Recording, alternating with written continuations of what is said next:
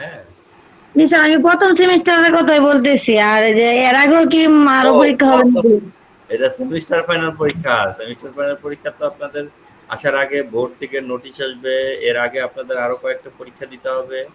হ্যাঁ, এমনিতে নিজে কি বলে কলেজে কয়েকটা পরীক্ষা নিবে আপনাদেরকে। হ্যাঁ, পরীক্ষা নেওয়ার ও পরে স্যার, হলো প্রথম সেমিস্টার পরীক্ষার আগেও কি মানে আমাদের ওইখানে মানে গাজীপুরে যায় মানে কিছু পরীক্ষা দিতে হবে? হ্যাঁ, হ্যাঁ, হ্যাঁ। গাজীপুরে যা পরীক্ষা দিতে হবে, যে গাজীপুরে যা দিতে পারবে সে গাজীপুরে দিবে। আর যে দিতে পারবে না সে ঢাকা বসে দিবে। হুম।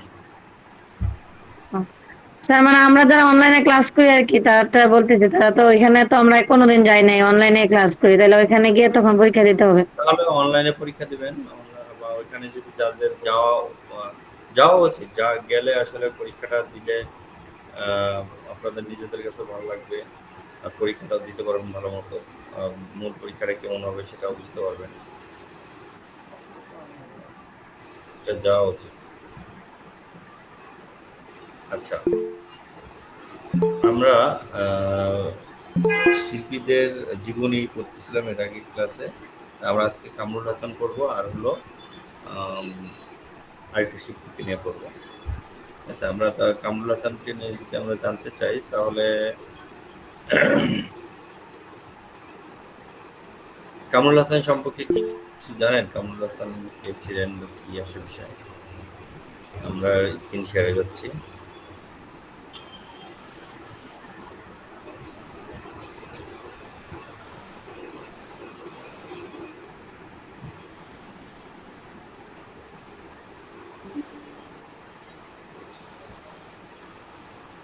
আচ্ছা, শিল্পী কামরুল হাসান জন্মগ্রহণ করেন 1921 সালে এবং তিনি মৃত্যুবরণ করেন 1948 সালে। জন্মগ্রহণ করেন 2 ডিসেম্বর এবং মৃত্যুবরণ করেন 2 ফেব্রুয়ারি। তো তিনি ছিলেন বাংলাদেশের একজন প্রখ্যাত চিত্রশিল্পী এবং তিনি এই চিত্র অঙ্কনে দক্ষতা আসসালামু আলাইকুম স্যার। স্যার, বলেন। জন্ম মৃত্যু তারিখটা স্যার আবার বলেন, লিখতেছি তো। আচ্ছা, স্যার, দুই স্যার ডিসেম্বর জন্ম। স্যার বলতে চাচ্ছিলাম যে আমাদের শেয়ার করলে ভালো হতো।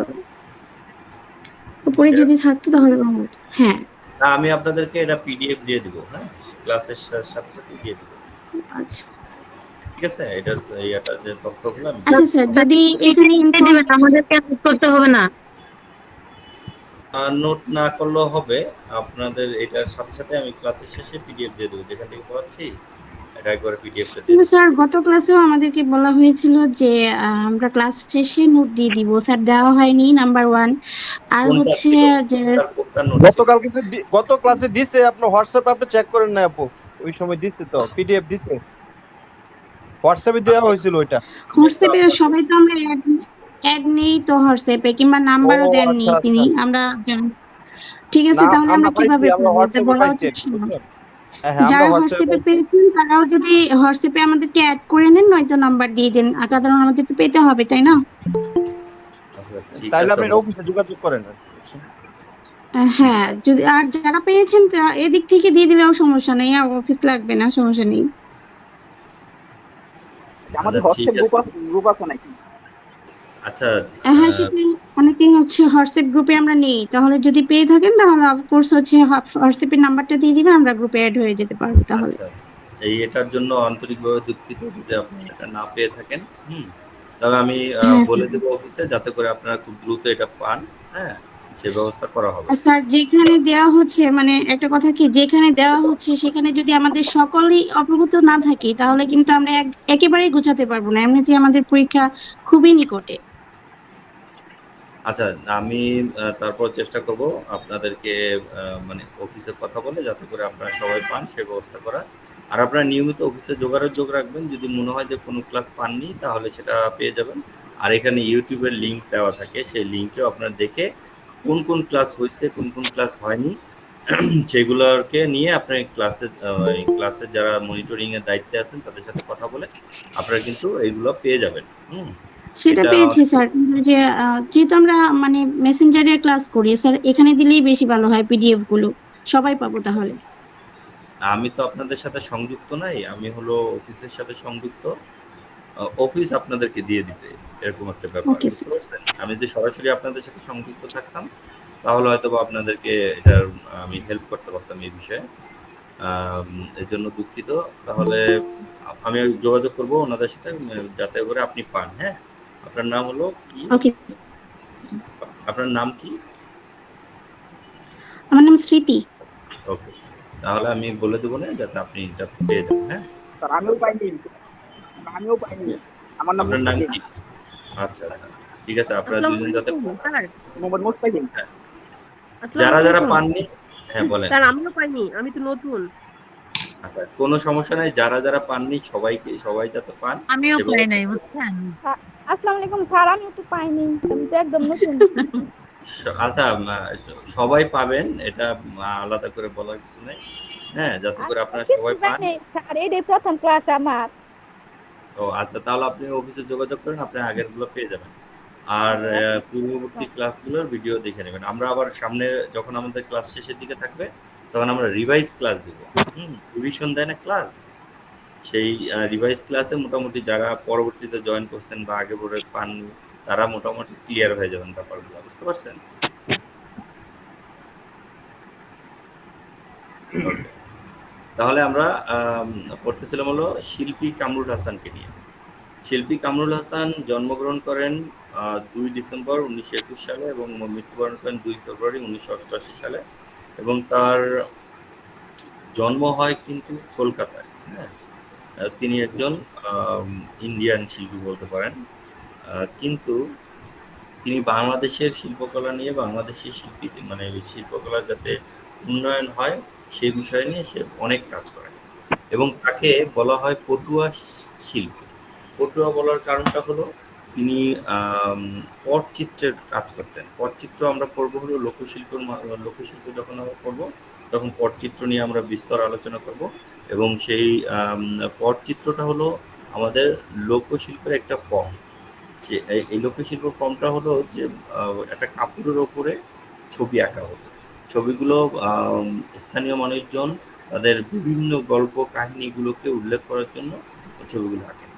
এর মধ্যে বেশিরভাগই থাকে যুদ্ধ বিদ্রোহ এবং এই ধরনের আন্দোলন সংগ্রামকে কেন্দ্র করেই। আবার অনেক সময় থাকে প্রাচীনকালের কাহিনীগুলোকে কেন্দ্র করে। কামরুল হাসান একমাত্র শিল্পী যিনি হলো এই লোকশিল্পটাকে বাঁচিয়ে রাখার জন্য আধুনিক শিল্পধারায় আহ, তিনি এই লোকশিল্প ফর্মে কাজ শুরু করেন। এবং তার আধুনিক শিল্পকলাতেও তিনি লোকশিল্পের ধারণাটা রেখে দেন। এই জন্য তাকে বলা হয় পটুয়া শিল্পী। এবং তার নিজের নামেও তিনি পটুয়া শিল্পী বলে খুব স্বাচ্ছন্দ্য বোধ করতেন। তার কাজ এবং তার যেই দক্ষতা তাতে তিনি বাংলাদেশের অন্যতম আম, শিল্পীদের মর্যাদায় ভূষিত হন। এবং তার মূলত অনেক বিখ্যাত একটি কাজ ছিল বাংলাদেশ মুক্তিযুদ্ধের সময় আহ, এই জানোয়ারদের হত্যা করতে হবে, একটি রক্তচক্ষু দেওয়া ইয়াহিয়া খানের একটি দৃশ্য। আপনারা হয়তো বা এই ছবিটি অনেকে দেখছেন। আম, এই জানোয়ারদের হত্যা করতে হবে। তো এটা নিয়ে অনেক বেশি তোলপাড় ছিল সেই সময়কার মানুষদের। আমি যদি আপনাদের দেখাইতে পারি।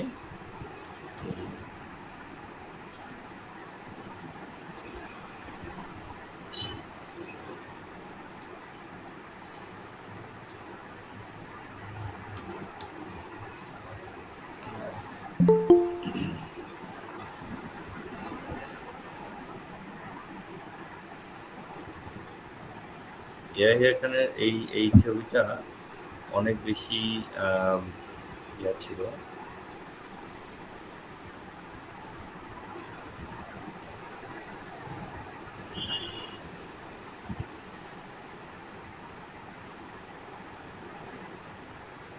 কোথায় গেল?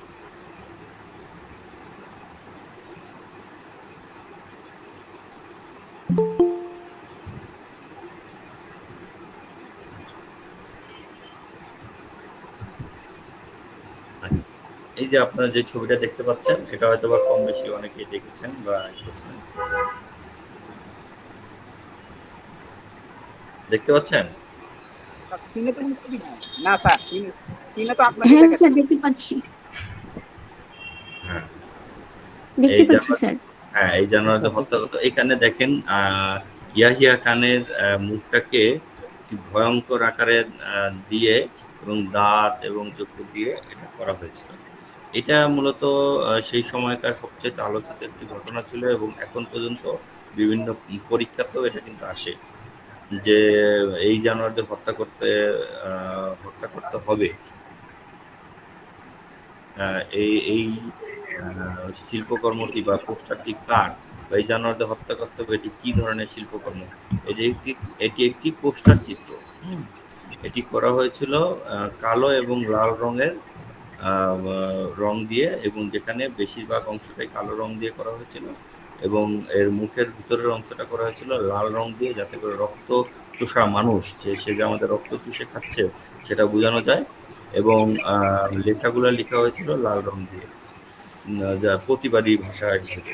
তো এই পোর্ট্রেটটা হলো ইয়াহিয়া খানের এবং এটি করেছিলেন শিল্পী কামরুল হাসান। এটি 1971 সালে মুক্তিযুদ্ধ চলাকালীন সময়ে তিনি এটি করেছিলেন।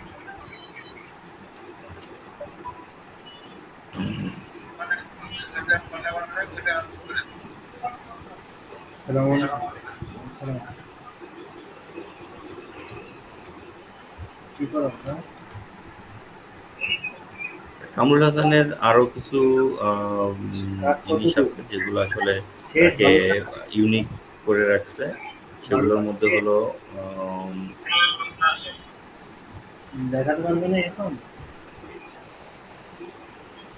এই যে আপনাদের যে পটুয়ার কথা বললাম যেটা পটুয়া স্টাইলে করা, এটা হলো তার একটা ছবি। পটুয়া স্টাইলে করা থাকে। এখানে মানুষের নাক মুখ একদিকে, চোখ মুখ একদিকে, এই ধরনের কাজ তিনি করতেন। বুঝতে পারছেন? এই জন্য তাকে পটুয়া শিল্পী বলা হয়। এটি হলো 3 ঘন্টা তার একটা বিখ্যাত চিত্রকর্ম।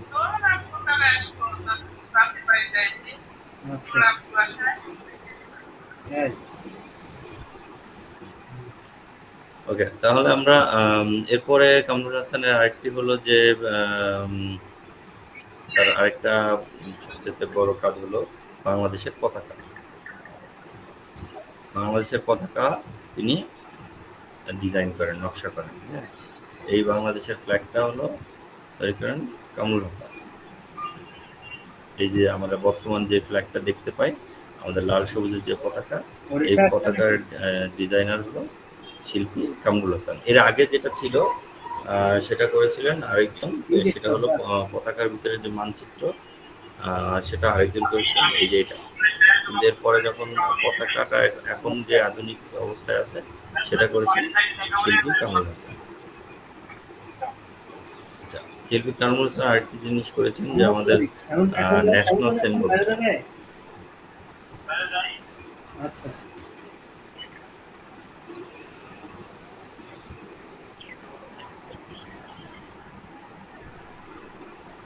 ন্যাশনাল সিম্বল কি জানেন বাংলাদেশের? প্রতীক জাতীয় প্রতীক কি বলেন? বাংলাদেশের জাতীয় প্রতীক কি? স্যার,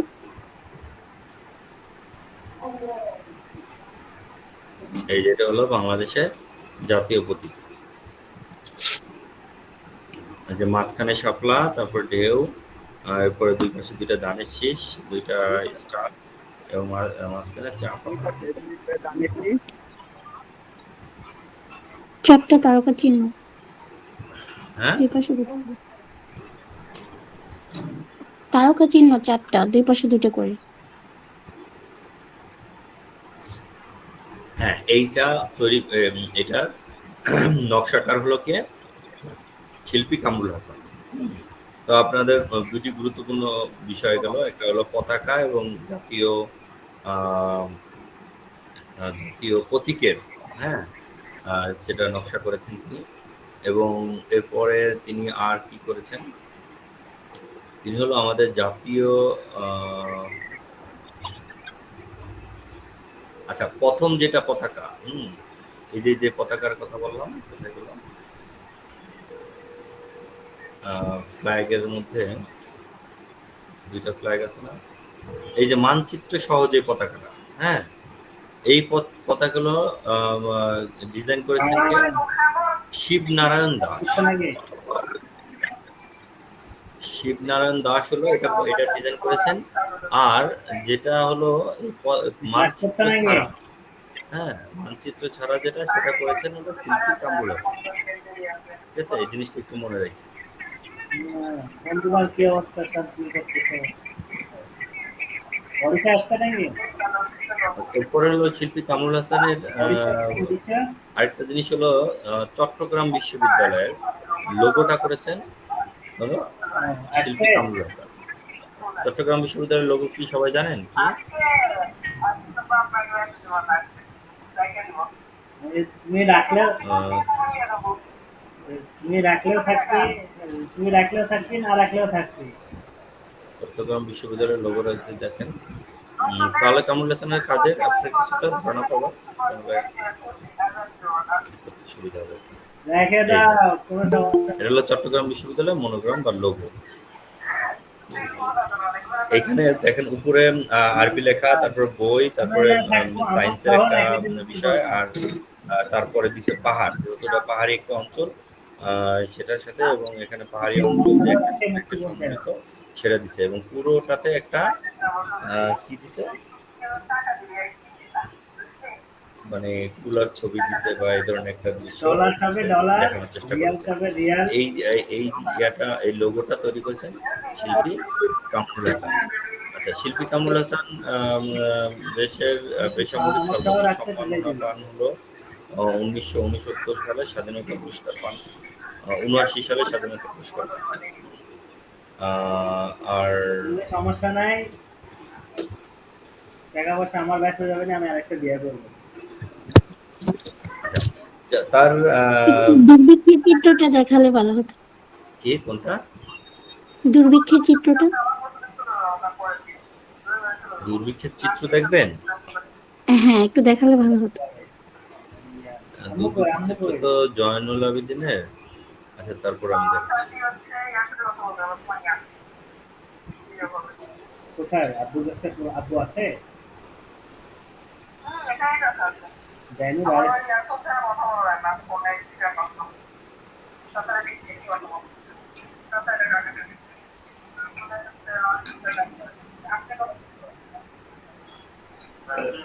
আব্বা ওই যে হাতুড়ি পাইছো?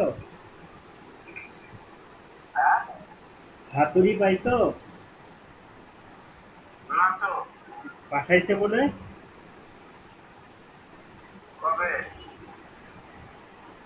তা তো বললো না, আমি খালি বললো যে ভাই পাঠাইছি, কবে আর কোনো রিপ্লাই করেন।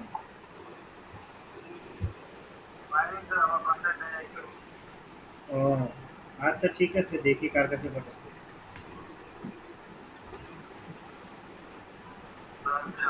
মনে হয় যে মানিক না নুরুজ্জামান থাকে না, নুরুজ্জামান অথবা ওই যে আরেকজন নুরুজ্জামানের কাছে মনে হয় পাঠাইছে। নুরুজ্জামান আছে না, ওই যে প্রাইমে নুরুজ্জামান, ভালো করে ওর কাছে মনে হয় পাঠাইছে। উনি তো হলো বাকরাই স্যার, পাশাপাশি ম্যাডোনার চিত্রটা বুঝিয়ে দিন। না, ম্যাডোনা। মনে হয় আমি বলেছিলাম ওনার কাছে দেওয়ার জন্য। স্যার, ড্রয়িং আসলে কাঁচা তো খুব, তাই হচ্ছে চিত্রগুলো দেখার আগ্রহ। আচ্ছা,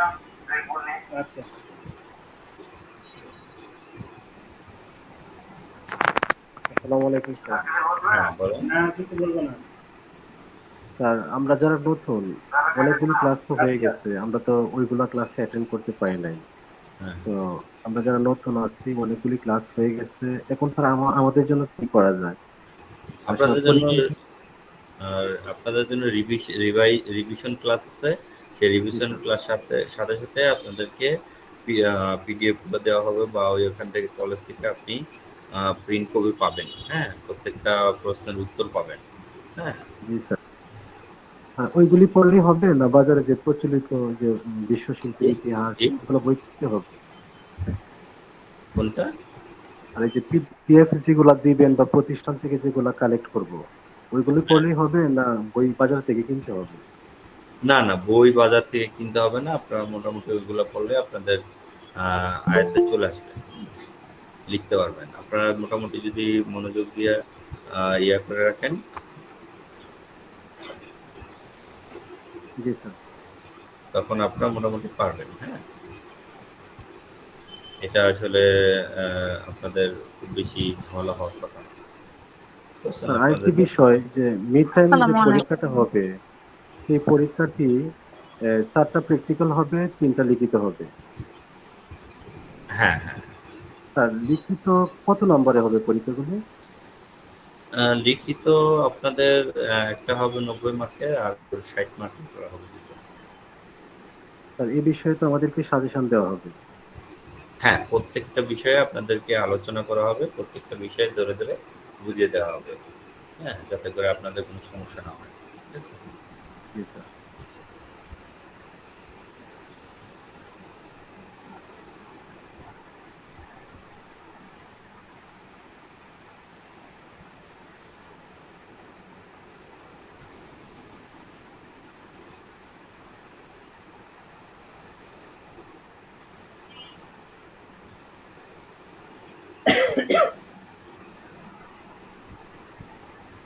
তো ম্যারাডোনা তেতাল্লি দুর্ভিক্ষ কেন হয়েছিল, কখন হয়েছিল এটা কি আপনারা জানেন সবাই?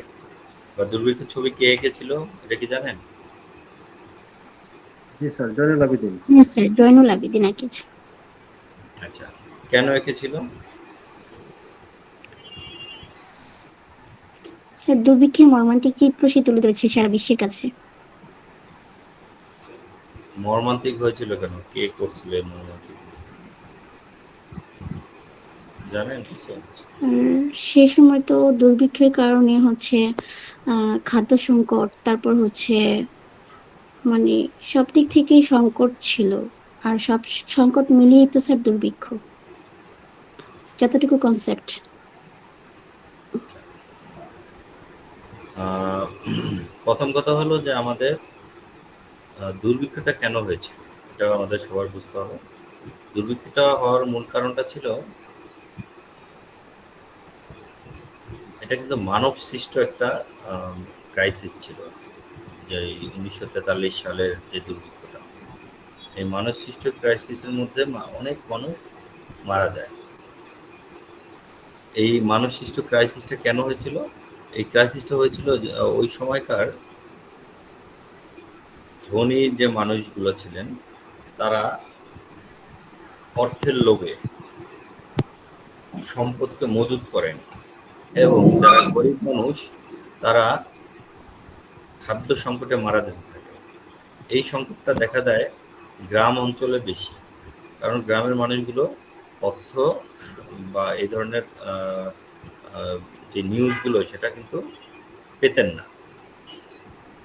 তো না পাওয়ার ফলে তারা এই তথ্যের একটা গ্যাপ থেকে যায়, এবং এটা মানে ভয়াবহতা বেশি মানে দেখা যায় হলো গ্রামের মানুষগুলোর মধ্যে, এবং তারা খুব সাফারার ছিলেন।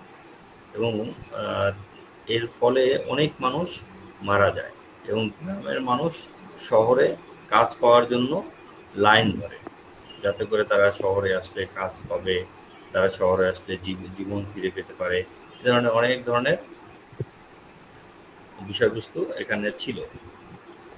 এখন এই যে যে দুর্ভিক্ষর চিত্রগুলো শুরু হলো, দুর্ভিক্ষের সময়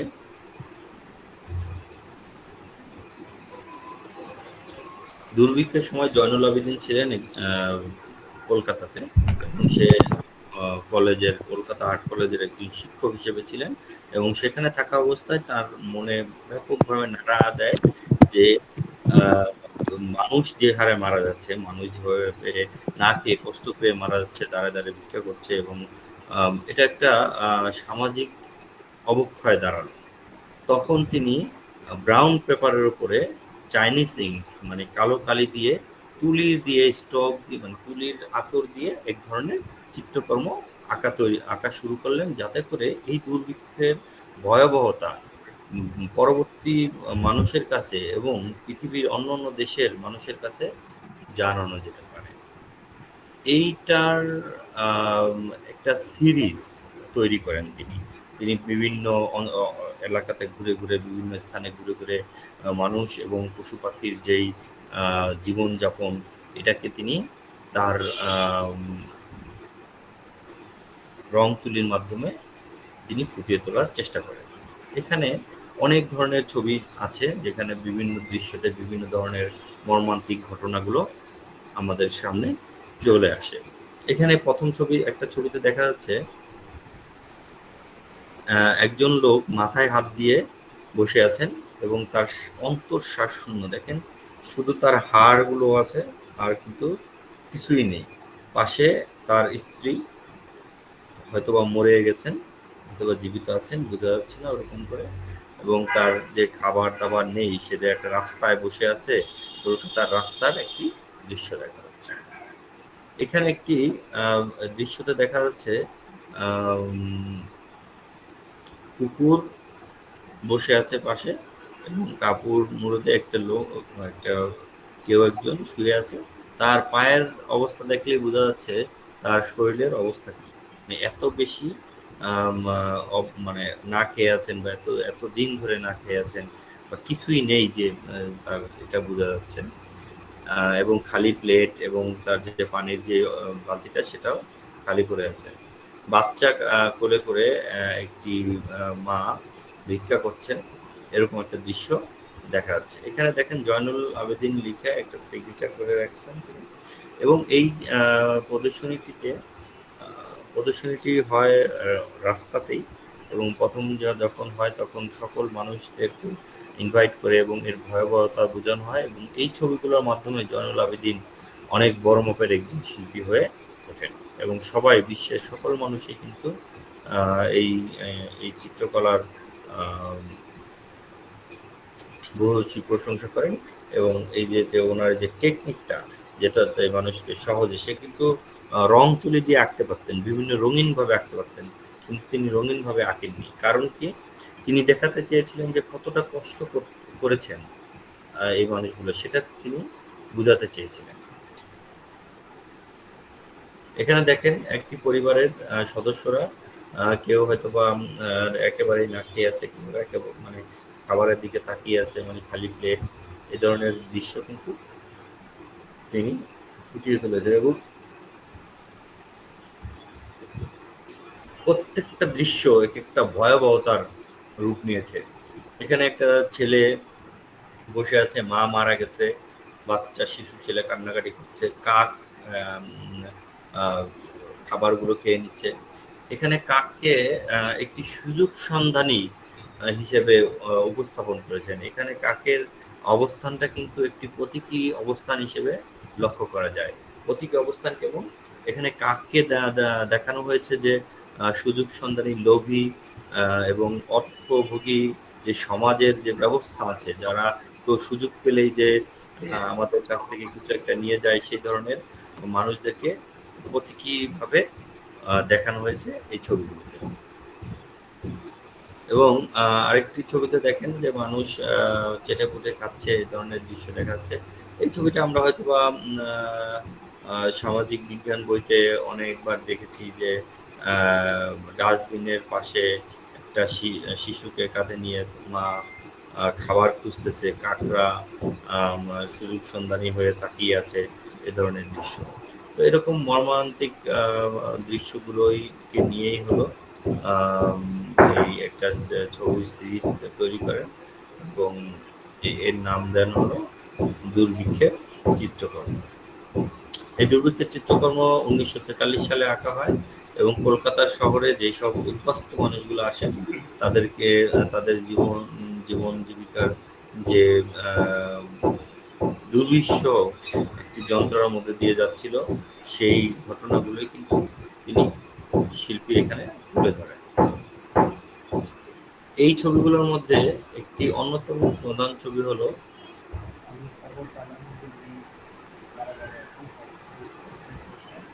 ম্যাডোনা।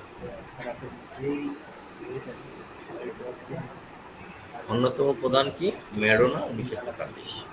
ম্যাডোনা বিভিন্ন সময়ে বিভিন্ন দেশে বিভিন্ন মানুষজন করেছেন। ম্যাডোনা হলো একটি নারীত্বর প্রতীক, নারীর প্রতীক। হ্যাঁ, এই নারীর প্রতীকটাকে বিভিন্ন দেশে বিভিন্ন শিল্পীরা বিভিন্নভাবে উপস্থাপন করেছেন। কিন্তু বাংলাদেশে ম্যাডোনাকে দেখা যাচ্ছে কঙ্কাল এবং রাস্তায় শুয়ে আছেন, তার সন্তান কান্নাকাটি করছেন, মা প্রায় মৃত অবস্থায় আছেন, খালি প্লেটে হাত দিয়ে আছেন এবং শিশুটি তার মায়ের কোলে কান্নাকাটি করছেন, হয়তোবা খাবারের আশায়। এই যে একটি মর্মান্তিক দৃশ্য এখানে সুস্পষ্টভাবে ফুটিয়ে তুলেছেন শিল্পী। এবং এখানে প্রত্যেকটা তুলির আঁচড়েই একটি হাহাকার, একটি নাই নাই একটা ভাব, একটি কষ্টের একটা ছাপ এখানে তৈরি হয়েছে। ম্যাডোনা চিত্রকর্মটি 1943 সালে শিল্পী শিল্পাচার্য জয়নুল আবেদীন দুর্ভিক্ষের চিত্রের সিরিজের মধ্যে আঁকেন। এবং এই সিরিজে একটি নারীকে অর্ধ শোয়া অবস্থায় পাওয়া যায়, যেখানে খালি প্লেটে তার হাত দেখা যাচ্ছে এবং শিশু তার বুকের মধ্যে কান্নাকাটি করছেন খাবারের আশায়। এবং তার মা আকাশের দিকে বা সৃষ্টিকর্তার দিকে তাকিয়ে আছেন, হয়তোবা কিছু আর্তনা করছেন, হয়তোবা কিছু বলতেছেন, অথবা কোনো আকুতি মিনতি করছেন, কোনো কিছুর জন্য তিনি উপরের সৃষ্টিকর্তার দিকে তাকিয়ে আছেন। এই যে যে একটি হৃদয় স্পর্শী একটি ঘটনার দৃশ্যটাই হলো ম্যাডোনা 1943 চিত্রকর্ম। সেই নাম মেডোনা হয়েছে কেন? হ্যাঁ, মানে মেডোনা হয়েছে কেন এর নাম? এটা আচ্ছা, কি কোনো ম্যাডোনা দেওয়ার প্রেক্ষিত কারণটা আছে? হলো একটি নারীত্বর প্রতীক তিনি। ম্যাডোনা প্রত্যেকটা দেশেই নারীদেরকে একটি অবস্থানে রাখার জন্য। আপনি কি এই ছবিটা দেখতে পাচ্ছেন? হ্যাঁ, দেখতে পাচ্ছি। ম্যাডোনা হলো প্রত্যেকটা দেশের একটি নারীর প্রতীক। এবং আমাদের আমাদের দেশে আহ, এই মাকে ম্যাডোনা হিসেবে দেওয়া হয়েছে। ম্যাডোনা হলো মা। হ্যাঁ, মায়ের প্রতীক হলো ম্যাডোনা। এখানে মা তার খাবার নেই, কিন্তু তার শিশুকে খাবার দেওয়ার জন্য হয়তো সৃষ্টিকর্তার দিকে, হয়তো উপরের দিকে তাকিয়ে আছেন। এরকম একটি দৃশ্যকে ম্যাডোনা 43 নাম দেওয়া হয়েছে। ম্যাডোনা একটা প্রতীকী নাম, যেখানে মা মৃত্যুর পর্যায়েও, মৃত্যুর শয্যায়ও তার বাচ্চার জন্য খাদ্যের সন্ধান করছেন। এরকম একটা দৃশ্য এখানে দেওয়া হয়েছে। এখানে ম্যাডোনা দেওয়ার মূল কারণটা হলো যে একটা হলো তাকে শক্তিশালী হিসেবে উপস্থাপন করা, আরেকটি হলো তিনি একটি মায়ের প্রতিমূর্তি আমাদের সামনে তুলে ধরতে চেয়েছিলেন, যেখানে মা সারা জীবন কষ্ট করেছেন বা শিশুদের 10 মাস 10 দিন গর্ভধারণ করেন এবং তারপর শিশু জন্ম হওয়ার পরে তাকে বড় করার জন্য সর্বোচ্চ চেষ্টা কিন্তু মাই করেন। এবং মা ছাড়া কিন্তু অন্য কেউ এই চেষ্টাটা বা এই কষ্টটা করতে পারেন না বা করেনও না। বাবা বাবা হয়তো অন্য অন্য দিকে কষ্ট করেন, কিন্তু মায়ের কষ্টটা যে লেভেলের কষ্ট সেটা অন্য কেউ করতে পারেন না। এবং এই মৃত্যুকালীন অবস্থায়, যেখানে সারা দেশে সব মারা যাচ্ছে, সকল মানুষ মারা যাচ্ছে, যেখানে মা নিজেও মারা যাচ্ছেন, সেখানে তার শিশুর খাদ্যের জন্য তিনি হাহাকার করছেন, তিনি কান্নাকাটি করছেন। এই যে যে একটি দৃশ্য, সেখানে কিন্তু তার মাকে ম্যাডোনা হিসেবে উপস্থাপন করেছেন চিত্রশিল্পী জয়নুল আবেদীন। বুঝতে পেরেছেন?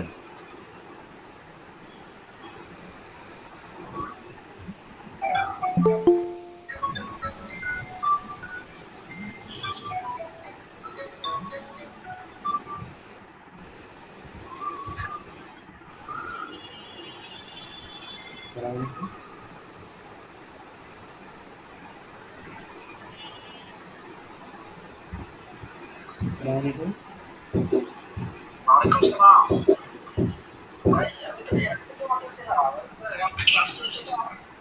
জি জি, আবার জয়েন হন পারবেন। মেসেঞ্জারে লিঙ্ক দিয়েছি, লিঙ্কে ঢুকে জয়েন হন।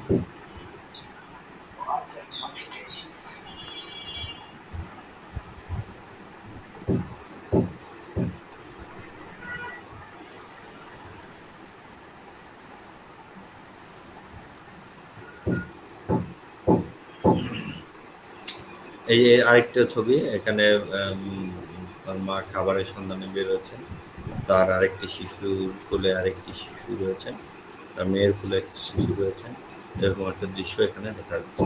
দেখেন এই প্রত্যেকটা ছবিতে তার শিল্পীর যে ব্রাশ স্ট্রোক, এটা কিন্তু খুব কম সময় ছবিটা এঁকেছেন সেটা বোঝা যাচ্ছে। একটি লাইন দিয়ে তারপর ব্রাশ দিয়ে ঘষে ঘষে ছবিটা এঁকেছেন। এবং এই যেটা হলো তার সিগনেচার ছিল জয় মল্লিকে 1943 সালে। 1943 মানে 1943 সালে ছবিগুলো আঁকা হয়েছিল, এর মানে 1943 সালেই হলো দুর্ভিক্ষ হয়েছিল। এই জন্য দেখবেন যে ম্যাডোনা 1943 লেখা থাকে, কারণ ম্যাডোনা ছবিটি 1943 সালে আঁকা হয়েছিল। তো এই নিয়ে আর কোনো কারো প্রশ্ন আছে দুর্ভিক্ষ নিয়ে বা ইয়ে নিয়ে? দুর্ভিক্ষের সময়সীমা কত ছিল? কি দুর্ভিক্ষের সময়সীমা কত ছিল? কত টাইম ছিল? দুর্ভিক্ষটা দীর্ঘদিন ধরে চলে এবং এটার কিছু কিছু জায়গায় পাওয়া যায় 1 বছর, কিছু কিছু জায়গায় 2 বছর, কিন্তু একটা দুর্ভিক্ষ কিন্তু একদিনে শেষ হয় না, 1 বছরে শেষ হয় না, এটা কিন্তু দীর্ঘদিন ধরে চলতে থাকে।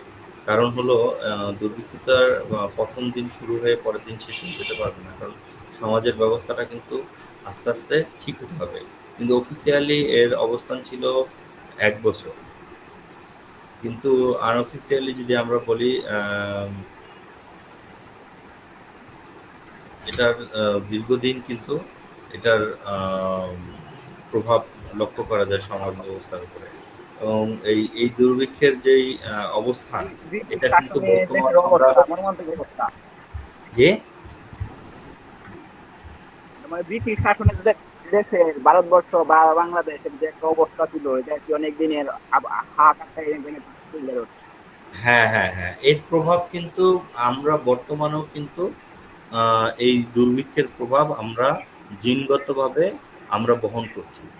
যদি বলেন কিভাবে আমরা বহন করছি, তাহলে বলতে হবে দেখেন দুর্ভিক্ষের সিস্টেমটা কি ছিল, মানুষ খাবার পাচ্ছিল না, যার জন্য অতিরিক্ত খাবার একটা শ্রেণী খেয়ে ফেলতো, বা অতিরিক্ত খাবার আমরা পরবর্তীকালে যখন আমরা খাবারের অ্যাভেলেবিলিটি হয়েছে তখন খাওয়া শুরু করি, এবং আমাদের জিন এখনো ওই থ্রেডটা পাচ্ছে যে যে কোনো সময় আবার যে কোনো ধরনের অনাহার বা দুর্ভিক্ষের শুরু হতে পারে। এজন্য আমাদের অতিরিক্ত খাদ্য শরীরে জমা করতেছি আমরা, যার জন্য আমরা মোটা হয়ে যাচ্ছি, ফ্যাটি হয়ে যাচ্ছি। এটাও কিন্তু এক ধরনের জিনগত কারণ, যেটা এখন প্রায় 100 বছর, 100 বছর না, হয়তো বা 50-60 বছর, 70 বছর পরেও আমরা এই জিনগুলোকে ব্যবহার করছি, বা জিনগুলো আমাদের মধ্যে রয়ে গেছে, যেটার ফলে আমাদের শরীরে খাদ্য মজুত করার একটা প্রবণতা, যেটা ব্রিটিশ একটি সংস্থা কিছুদিন আগে একটা গবেষণা করছে যে আমাদের যে দুর্ভিক্ষের যে ক্ষতিকর প্রভাব, সেটা কিন্তু এখনো রয়ে গেছে।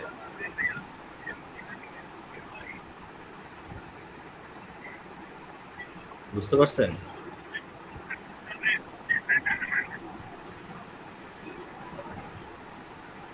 আচ্ছা, এই দুর্ভিক্ষের চরিত্রকর্মটি মানে আমি আপনাদেরকে এটার ডিটেলস একটি লেখা আপনাদেরকে আমি দিয়ে দিব, এটা আপনারা একটু পড়ে নেবেন। পড়লে আপনারা দুর্ভিক্ষের চিত্রকর্মটি নিয়ে মোটামুটি একটি ভালো ধারণা পাবেন, এবং জয়নুল আবেদিনকে নিয়েও একটা মোটামুটি ভালো একটা ধারণা পাবেন আশা করি। ঠিক আছে? এটা কি লাগবে আপনাদের? ম্যাডোনা এবং দুর্ভিক্ষের চিত্রকর্ম দুইটা নিয়ে আমি দুটো আলাদা আলাদা লেখা দিয়ে দেবো, যাতে করে আপনাদের পরবর্তীতে পড়তে সুবিধা হয়। আচ্ছা, আর কোনো আপনাদের ইয়ে আছে, প্রশ্ন আছে ব্যক্তিগতভাবে?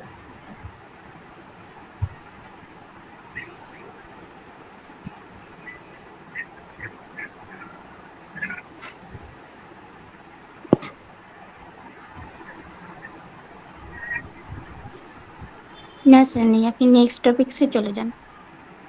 ওকে, ঠিক আছে, তাহলে আমরা পরবর্তী আলোচনা চলে যাচ্ছি।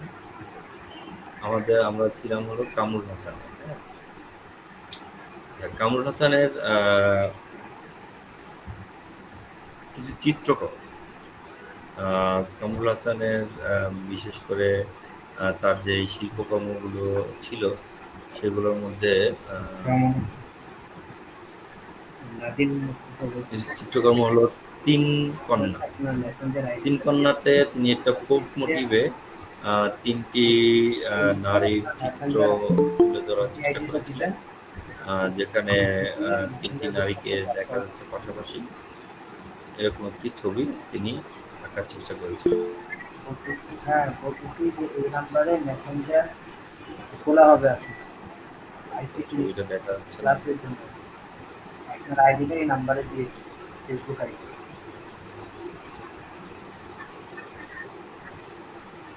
মেসেঞ্জার গ্রুপ খোলা হবে।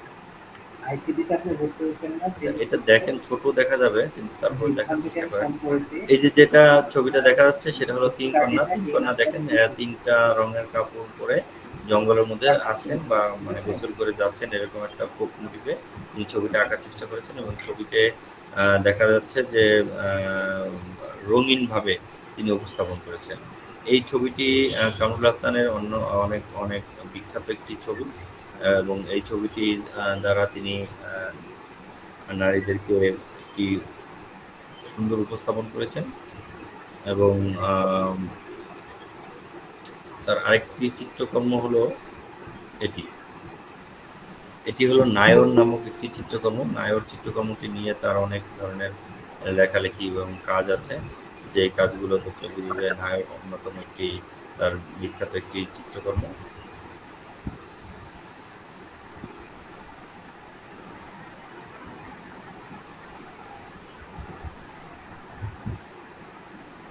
আর তার আরেকটা বিখ্যাত চিত্রকর্ম হলো এটা দেখাচ্ছি।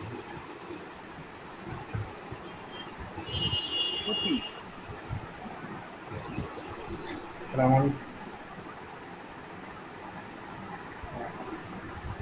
আইসিটি থেকে বলছি। আপনার ফেসবুক আইডিটা আমাদের এই নাম্বার হোয়াটসঅ্যাপে এখানে দিয়ে দেবেন, মেসেঞ্জার গ্রুপে আপনাকে অ্যাড করা হবে। এটা একটু ভালো মতো দেখতে চান। এটা নায়র বলতে এখানে বোঝাচ্ছেন, দেখেন এই ছবিটা কিন্তু অনেক রঙিন ভাবে তিনি তৈরি করেছেন, এবং এই ছবির সাথে যদি আপনি বিদেশি এক শিল্পী আছে কাব্যিক আছে তার সাথে অনেকটা মিল পাবেন, বা তার যে ছবির যে ফরম্যাট সেখানে মিল পাবেন। এখানে দেখেন তিনি ছবিগুলোর চোখগুলো এবং অন্যান্য রঙগুলো যে ব্যবহার করেছেন সেখানে একটা নাটকীয়তার ভাব রয়েছে। এখানে নায়র বলতে নববধূকে নিয়ে আসার একটি দৃশ্য, নায়র নিয়ে আসে না বা সেখানে সেখানে গরুর গাড়িতে করে আসতেছে একটি শিশু বাচ্চা। বাপের বাড়িতে নববধূ যাওয়া। হ্যাঁ হ্যাঁ হ্যাঁ হ্যাঁ, ওই দৃশ্যটাই তিনি তৈরি করেছেন। দৃশ্যতে দেখেন গরু এবং অন্যান্য জিনিসপত্রগুলোকে অনেক রঙিন ভাবে তিনি তৈরি করেছেন, এবং এটাকে বলা হয় ফোক মোটিভে করা। ফোক মোটিভটা হলো তিনি যে আম, আহ, পটুয়া স্টাইলে কাজ করতেন, সেই স্টাইলে কিন্তু কাজটা করেছেন। আর তার আরেকটা বিখ্যাত ছবি হলো এটি।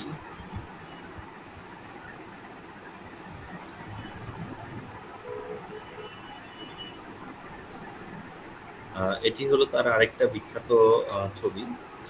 এখানে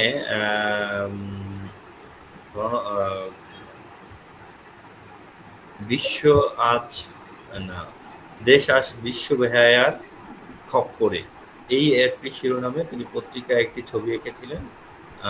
এটা ছবিটা এঁকেছিলেন কত সালে, বিশ্ব বেহায়ার খপ্পরে কত সালে আঁকেন? দেশ আজ বিশ্ব বেহায়ার খপ্পরে, এটা অনেক বিখ্যাত একটা চিত্রকর্ম। এটা হলো মূলত কাকে নিয়ে করছিলেন, এটা করেছিলেন মূলত আমাদের স্বৈরশাসক এরশাদের বিরুদ্ধে একটি পোস্টার, এবং এটা 1980 সালের দিকে বা ওই সমসাময়িক একটা সময় আন্দোলন সংগ্রামের জন্য ছবিটি তৈরি করেছেন। এখানে বিশ্ব আজ দেশ আজ বিশ্ব বেহার খবরে এই শিরোনাম। আচ্ছা, এরপরে তার আরো কিছু চিত্রকর্ম যদি আমরা দেখি, সেগুলোর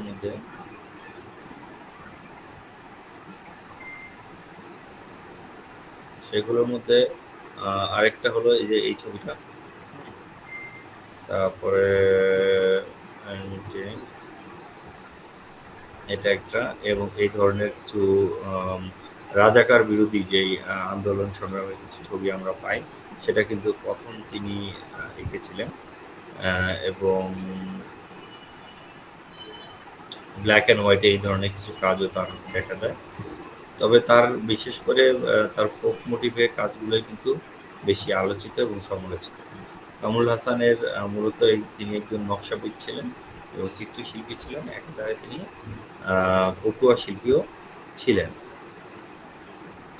তার এই ফর্মটি অনেক বিখ্যাত এবং অনেক জায়গায় এই ফর্মটি ব্যবহার করা হয়। একটি পাখির ফর্ম, কত সহজে একটা পাখিকে আঁকা যায় এবং একটি মাছের ফর্ম দেখেন কত সহজে একটি মাছ এঁকে বোঝানো যায়। এই ধরনের কিছু চিত্রকর্ম বা এই ধরনের কিছু চেষ্টা তিনি চালিয়েছিলেন তার চিত্রকর্মগুলোতে।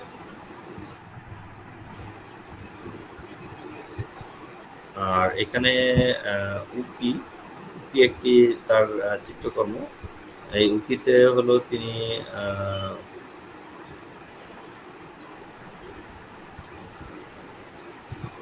উকিতে যেমন গ্রামে দেখবেন যে স্বামী যখন কাজে যায় তখন স্বামীর পথ যত দূর দেখা যায় ঘরের ভিতর থেকে জানলা দিয়ে তার স্ত্রী সেটা দেখার চেষ্টা করেন এবং লক্ষ্য করার চেষ্টা করেন যে যত দূর দেখা যায় তত দূর সে দেখার চেষ্টা করেন। এই যে দেখার চেষ্টা বা এই যে ভালোবাসার একটা প্রতীকী চিত্র কিন্তু চিত্রশিল্পী কামরুল হাসান তৈরি করেছিলেন এবং এর মাধ্যমে কিন্তু গ্রাম বাংলার মধ্যে যে ভালোবাসা, সম্প্রীতি এবং পারিবারিক যে বন্ধন সেটা কিন্তু প্রকাশ করার চেষ্টা করেছেন চিত্রশিল্পী কামরুল হাসান। চিত্রশিল্পী কামরুল হাসান আমাদের দেশ ও জাতির গর্বিত সন্তান এবং দেশ ও জাতির একজন মূল্যবান শিল্পী এবং এই শিল্পীর পরবর্তীতে বাংলাদেশের নাগরিকত্ব নেন, যদিও তিনি পশ্চিমবঙ্গের একজন মানুষ ছিলেন। তিনি জয়নুল আবেদিনের সাথে 1948 সালে বাংলাদেশে চলে আসেন এবং এর পরবর্তী সময়ে তিনি বাংলাদেশেই থাকেন এবং বাংলাদেশে তাকে কবর দেওয়া হয় ঢাকা বিশ্ববিদ্যালয়ের চারুকলা অনুষদের পাশে এবং জাতীয় কবি কাজী নজরুল ইসলামের মাজারের পাশে পটুয়া শিল্পী কামরুল হাসানকে শেষ সমাধিস্থ করা হয়। এই হলো মোটামুটি আমাদের আজকের ক্লাসের তথ্য। আপনাদের এই ক্লাস নিয়ে কি আর কারো কোনো তথ্য বা কোনো কিছু জানার আছে, বোঝার আছে? আসসালামু আলাইকুম স্যার, যেহেতু পরীক্ষা সন্নিকটে চলে আসছে, হ্যাঁ, সেহেতু সিলেবাসটা যদি দিয়ে দিতেন তাহলে ভালোই হতো সবার জন্য। সিলেবাস বলতে কি সিলেবাস চাচ্ছেন বলেন? সিলেবাস তো আপনাদের দিয়ে দেওয়া হয়েছে, আমরা তো পাইনি। সিলেবাস তো ক্লাস শুরুতে আপনাদের দিয়ে দেওয়ার কথা। সিলেবাস গত সপ্তাহ ক্লাসের পরে মনে দিছে, আপনারা একটু মেসেঞ্জারের উপরের দিকে যায়েন পাবেন। সিলেবাস না, নাম্বার বন্টনটা দিছে, সিলেবাস না নাম্বার বন্টনটা দিছে। সিলেবাসও দিবে, নাম্বার বন্টন দিলে সিলেবাসও দিবে। এই তথ্যগুলো আপনারা পেয়ে যাবেন, এটা নিয়ে চিন্তা করেন না। জি বলেন। আসসালামু আলাইকুম। জি একটু পিডিএফ করে দিলে একটু ভালো হইতো, কারণ আমরা তো ক্লাসে। আচ্ছা, পিডিএফ গুলো দিয়ে দেবো আমি তো আর সরাসরি আপনাদেরকে দিতে পারবো না, আমি প্রতিষ্ঠানকে দিয়ে দিচ্ছি, আপনাদেরকে পৌঁছে দেবেন আশা করি। তাহলে স্যার মানে স্যার আমাদের একটু দূরে থেকে পিডিএফটা দিতে, তাহলে আমরা না করে এগুলো না একটু দেখে নিতাম। স্যার যদি স্ক্রিন শেয়ারটা আপনি ব্ল্যাকবোর্ডে যে স্ক্রিন শেয়ার ব্ল্যাকবোর্ডে যে ভালো হতো, তাহলে আমার জিনিসটা বুঝতে পারছি না, মানে হাতে কিছু নাই মানে প্রজেক্টর নাকি কথা বলতে। আচ্ছা, আমি দেখি পিডিএফটা আপনাদেরকে আজকে যে করে হোক ব্যবস্থা করে দেবো, এটা নিয়ে আপনারা চিন্তা করবেন না, ঠিক আছে?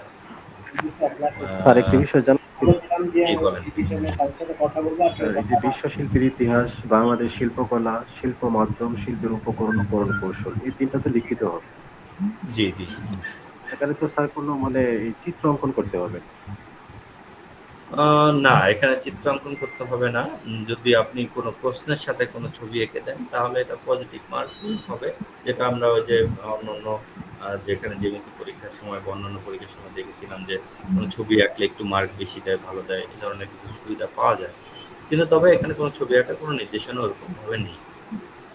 যেরকম স্যার এই যে এই শিল্পাচার্য জয়নুল আবেদিন, কামরুল হাসান এদের সম্পর্কে আমরা জানতে, এদের সম্পর্কে যদি কোনো টপিক পরীক্ষা আসে সেক্ষেত্রে কি আমরা জাস্ট তথ্যমূলক লিখবো না?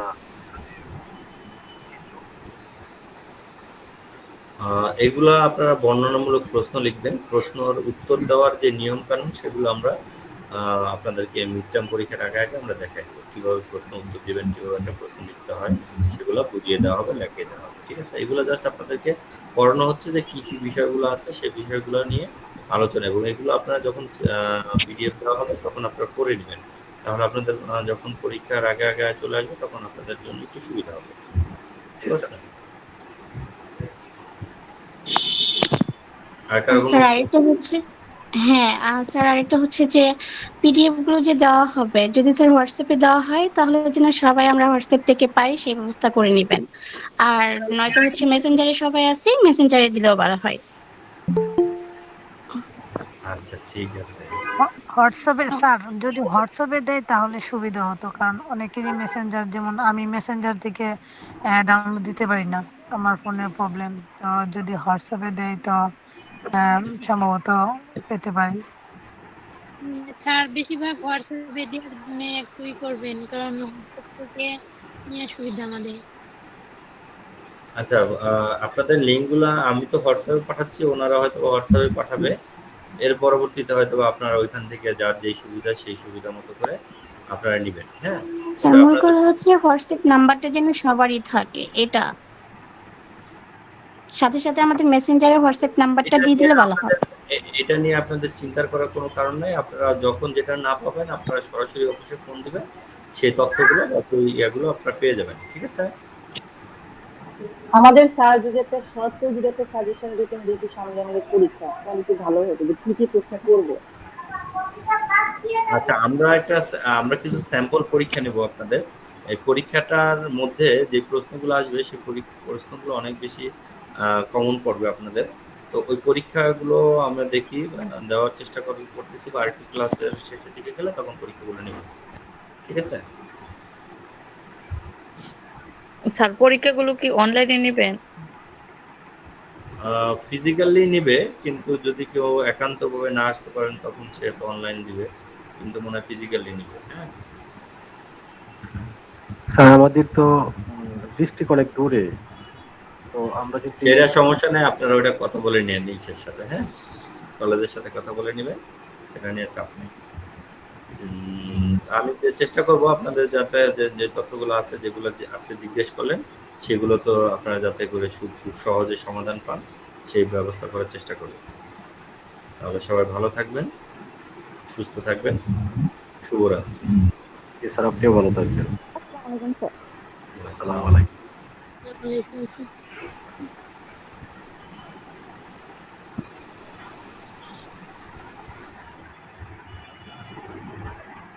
এটা কখন থেকে শুরু হয়েছিল ভাইয়া ক্লাসটা? 8টা। 8টা থেকে? এখানে তো কয়টা বাজে জানি আসছে, লিঙ্ক আসছে। ক্লাসে তো নোটিশ অনেক আগে দেওয়া হয়েছিল। লিংক 8টার সময় আসছে, বুঝছেন? লিংক সঠিক সময় দিতে, হয়তো আপনি লেট করছেন আর কি। আজকে যে ক্লাস হবে এটা জানি না যে আজকে ক্লাস হবে, এর আগে তো দিয়ে দেওয়া হবে। কেন আপনি মেসেঞ্জার গ্রুপ দেখেন না? ওইখানে তো আপনার নোটিশ দিয়ে দিছে। মেসেঞ্জার গ্রুপগুলো ফলো রাখবেন, তাহলে দেখবেন যে ক্লাস কখন হয় এটা বুঝতে পারবেন, বুঝছেন? মেসেঞ্জারটা ফলো রাখবেন। আপনি ভর্তি হয়েছেন কবে? মেসেঞ্জার গ্রুপ নাকি হোয়াটসঅ্যাপ গ্রুপ? মেসেঞ্জার গ্রুপটা সবচেয়ে ভালো হইব, বুঝছেন? মেসেঞ্জারটা আমরা তো মেসেঞ্জার গ্রুপ থেকেই সব পাই। মেসেঞ্জার গ্রুপে তো আমাদের তো শুধু হোয়াটসঅ্যাপ গ্রুপেই অ্যাড করছে। হ্যালো, জি জি জি বলেন। আমাদের তো কোনো মেসেঞ্জার অ্যাড করে নাই। শুনতে পাচ্ছেন? জি জি ভাই বলেন। ভাই শুনতে পাচ্ছি। ভাইয়া বল। আপনি হ্যাঁ তো মনে ভাইয়া হয় বল। অনেক আগে ভর্তি হয়েছেন না? জি ভাই, হোয়াটসঅ্যাপ আমি আরো গ্রুপ। আগে ভর্তি হয়েছি। জি এই পর্যন্ত মোটামুটি সবগুলো ক্লাস করছেন। জি ভাই, ক্লাস করছি। জি আমরা তো একেবারে নতুন, অনেকগুলি ক্লাস করতে পারি নাই। ভাইয়া ও কি কয়টা করছো ভাই? কতগুলো ক্লাস হয়েছে? হ্যাঁ, কি বললেন? আপনারা মানে আচ্ছা আকাইছে অঙ্কন করছেন কয়টা?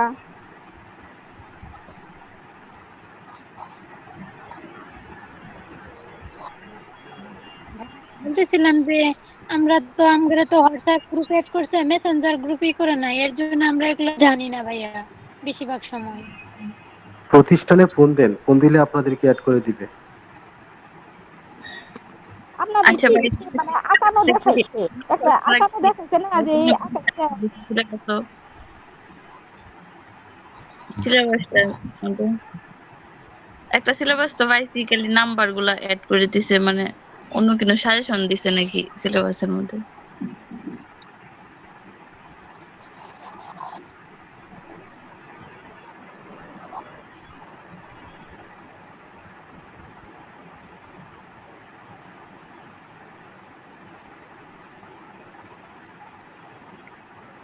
কথা